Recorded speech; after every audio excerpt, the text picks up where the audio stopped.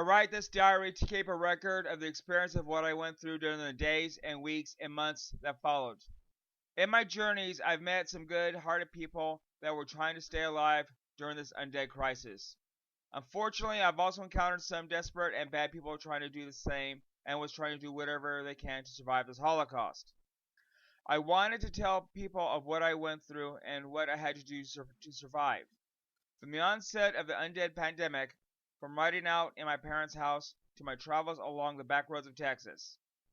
Granted, I know everyone had a story to tell on what they went through during the outbreak, who they lost or what they lost, and how they got back up on their feet again. Countless people have written books, posted the stories on social media websites to get people to read their stories of survival and the hardships they went through.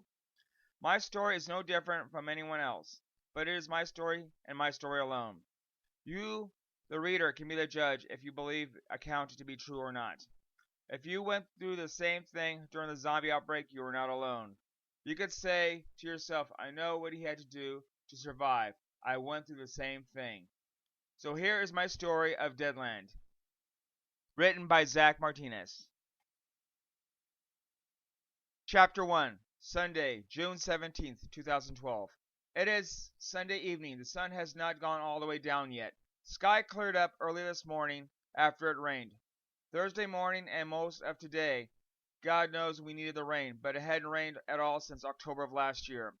Now, since the clouds moved out and the summer heat moved back in, it is now hot and humid.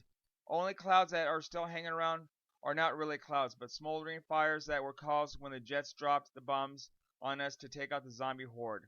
Sad to say, they also took out a portion of the city as a result. Let me start at the beginning before I get ahead of myself. And introduce you on who I am. My name is Zach Martinez. I am 21 years old and I live on 519 Yukon Street in San Antonio, Texas. I am the youngest of three brothers. My two older brothers are in the military, one in the Navy, the other in the Air Force. It kind of sucks to be the youngest because I had to take more shit from everyone. My parents always tell me I should grow a pair and stop wasting my time in college. Of course, I always blew them off, and even though I always wanted to hear either my mom or dad say they are proud of me for staying in college, but that never happened. Now let me tell you what caused the worst summer in human history. It started when the Romero comet skimmed through our atmosphere, leaving behind a red haze. In the beginning, scientists told everyone that there was nothing harmful in the haze, but they were wrong. Soon after, there were reported attacks on animals and human beings. After that, the people that were attacked started to fall ill to an unknown virus. Still, the politicians that were in authority said there was nothing wrong, and it was an early heat wave that was causing all this. Then last Wednesday, the dead came back. Then the world went into a total shitstorm. That Wednesday, from what I got from the TV before the power went out, went by many names. Judgment Day, Rapture, Z-Day, but mostly known as Dead Wednesday. I have lived alone since that Wednesday. When we found out that the government was going to drop bombs on the cities, my dad took my mom to pick up both grandmothers. He loaded his hunting rifle, 12-gauge shotgun, and a .357 Magnum. I talked to my dad that he should not leave me here alone without a gun. His reply was, son, you don't need a gun. You'll probably shoot yourself in the foot. So shut the fuck up and lock the door behind us. My mother looked at me and said, listen to your father. For once in your miserable life, try to be a man. That was the last time I saw them. Later on that night, the bombs fell. I guess I wanted to die that night, praying that one of the bombs would fall on me and end my life. I had no such luck. Soon after, the explosions were replaced with loud sound of thunder and rain. 2 days later, the power went out and lost my cell phone service yesterday. My only connection to the outside world is my small hand-cranked radio and my laptop computer with internet that is still up and running. For the laptop, I don't have to worry about batteries because the batteries can be solar charged. Too bad the air conditioner can't run the same way. Without power, it is really hot in the house. Monday, June 18th, 2012. Well, today I realized my parents would not be back. My only thought was, fuck them. I don't need them with all the bullshit they gave me. I am glad they are gone. Today I started taking inventory of the food in the house. I know I should have done it over the weekend, but I thought my parents would be back. So far I have enough food to last me for about 2 weeks, give or take if I ration all the food, maybe longer. I need to fill up every empty bottle, bathtub, and sink with water in case I lose water. I need to make a list on how to make this house more zombie proof. Tuesday, June 19th, 2012. Well, here's my to do list on making my house zombie proof, or close as it's going to get. 1. Use the interior doors to board up the windows. Since this is a 2-story house, I don't have to worry about the second story. 2. Remove the nails that hold the floorboard of the staircase, but leave the floorboards there in case the zombies do break in. I can make a run for it upstairs. As I run up, I can knock the floorboards out and throw them on top of the stairs. I can use paneling from the den to board up the top entrance of the staircase. Wednesday, June 20th, 2012. The heat wave came back, and the thermometer in the kitchen read 102, with downstairs windows closed and locked. It is hot as an oven. It's 8 a.m. I moved all the essentials upstairs in case the zombies break in. I also opened up the windows upstairs. I have a very good breeze coming in from the upstairs windows. I was hearing explosions and gunfire in the distance.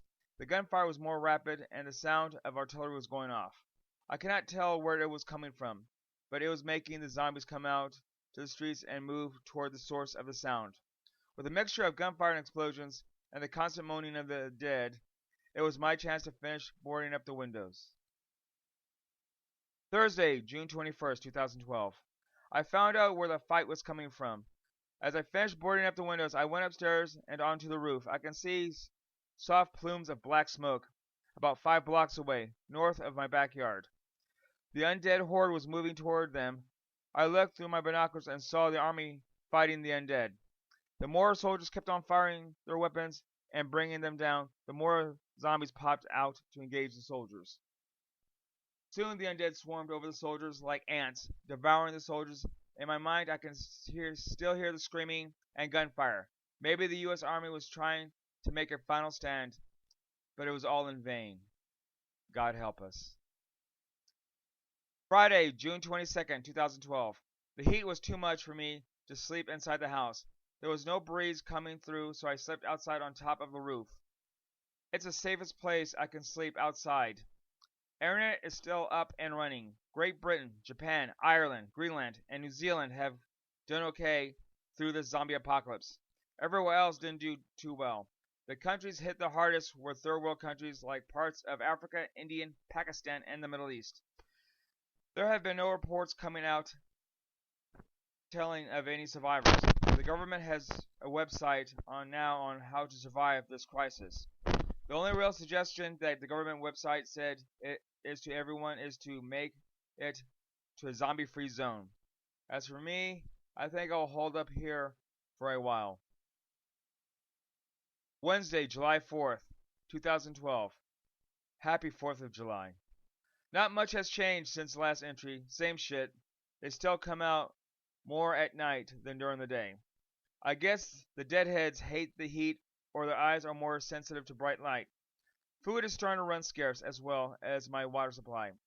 I had to use some of the water to flush the toilets. Of course, as the saying goes, if it's yellow, let it mellow. If it's brown, flush it down.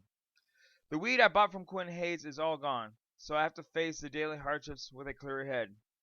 Just as well, I have to think with a clear head in order to survive in this dead world. The only fireworks that happened this 4th of July was the destruction of the Romero Comet. This was on the internet news that the defense platform that the United Nations built, its purpose was either destroy or defend against comets or asteroids that may hit the Earth. But when the Romero Comet came by, the defense platform was not online yet. The internet news said at 12:01 p.m. Eastern Standard Time, the defense platform fired a nuclear warhead at the comet and destroyed it. The debris of the comet headed toward Mars. The Hubble telescope shot the video footage of the debris entering the Martian atmosphere. The plumes of the red haze blanketed the entire planet of Mars. The people of Earth have its justice.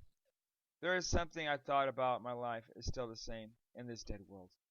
Number 1, I still masturbate. Number 2, I have no friends. Number 3, still alone. Isn't that the kick in the head? Friday, July 6, 2012. I went out of the house and I stayed very quiet. I checked my car in the driveway. My car is the only thing I have in this world I care about now. This car my older brother gave me is a 72 Pontiac Le Mans. It was his most prized possession. Now it's mine. After I checked on the car, I went around to the house next door. I went through the kitchen door. I found some canned goods of vegetables and fruits. I was afraid to look in the icebox. The food in the pantry is all spoiled, and the worse to look at than zombies. I take what I got in this house. I snuck out the back door and jumped the fence into my yard. I have enough food here to last me until next week.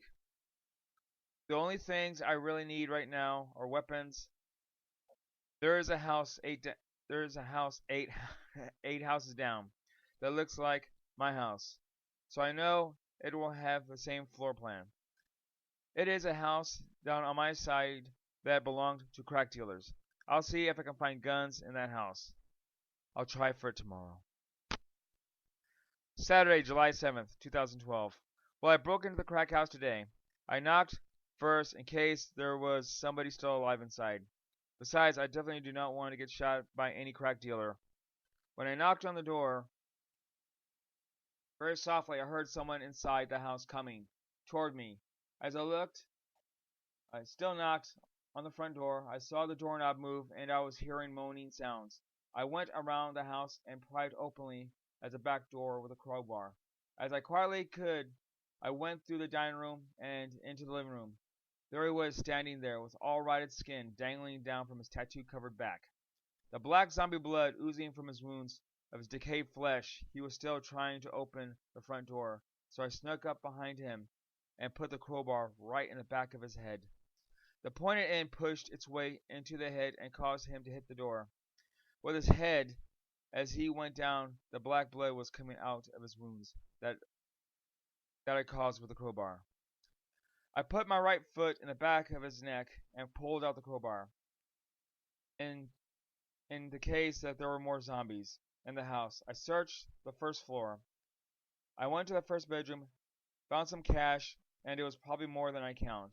I will probably take the money later, you may never know, when things will get back to normal. For right now, I will leave it. I saw a 9mm Beretta gun on the nightstand with a full clip. I threw the crowbar on the bed. I went through the nightstand. I saw more 9mm Beretta clips, and I put them in an empty backpack. I left the room and went into the master bedroom. As I opened the door, I saw a badly decomposed body of a woman restrained to the king-size bed. Looks like purple satin sheets that were covering her body from the chest all the way to her knees. All four limbs were tied to the corner posts of the bed with a red bungee cord and a bullet hole in the middle of her forehead. The exit wound sprayed the pillows and the headboard with her blood, now dry. Her eyes were sunken back into the sockets. Her mouth was wide open and her lips tightening, exposing her yellow teeth. I thought back before all this happened. I remember how hot she was and how her boyfriend would parade her around wherever they went, and now they're just dead flesh. I finished looking through the rest of the house and found more weapons, an AK-47, an AR-15, and 3 Uzis. Each had 5 clips each now. I can say I am armed to the teeth. The upstairs bedroom had enough weapons to start a war. The remainder of the day I took all weapons to my house. Monday, July 9th. I chilled out yesterday watching a DVD on my laptop and going on the internet. Nothing new about the situation. The same shit that has been going on since the zombie shit started. Now that some of the zombie refugee camps that were south of here like Floresville, Pleasanton, Poteet have been compromised, as well as towns north of here like Converse and smaller towns from here to Austin like New Braunfels, Selma, San Marcos. Also, I reinforced the windows and doors. I also checked for any weak spots. Now, I know how Robert never feels from the book I Am Legend. Saturday, July 14th, 2012. Got a pretty good haul from a house about 2 blocks south of here. Found a 30-30 rifle, some dried fruit, and powdered milk, and 24 bottles of water. On my way back to the house, I saw an old ex-girlfriend that was a zombie. We were tight during my freshman year in high school. She hurt me very bad. We broke up during the Christmas holidays. I felt the anger come over me. I walked up to her, yelled out her by calling her a fucking cunt. She turned around and looked at me with her fog-in blue eyes and bared her black blood-soaked teeth and growled like a dog. I pointed the 9mm at her forehead and said, "Suck on this, bitch." Then I pulled the trigger and sprayed her brains onto the street.